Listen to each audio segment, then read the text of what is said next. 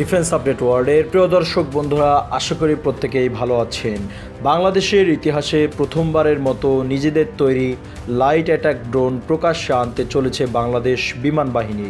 চলুন KX-2 ড্রোনটির কিছু video clip দেখে নিই।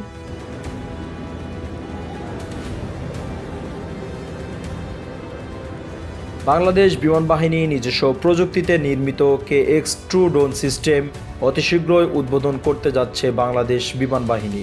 তবে দেখা গেছে এই ড্রোনগুলো নজরদারির পাশাপাশি 60mm বা 82mm মর্টার শেল অস্ত্র হিসেবে বহন করতে সক্ষম। প্রিয় ভিউয়ার্স, ভবিষ্যতে এই ড্রোন সম্পর্কে আমাদের চ্যানেলে বিস্তারিত ভিডিও আসবে ইনশাআল্লাহ। ততক্ষণ পর্যন্ত আমাদের সাথে থাকার জন্য আমাদের চ্যানেলটি সাবস্ক্রাইব করুন।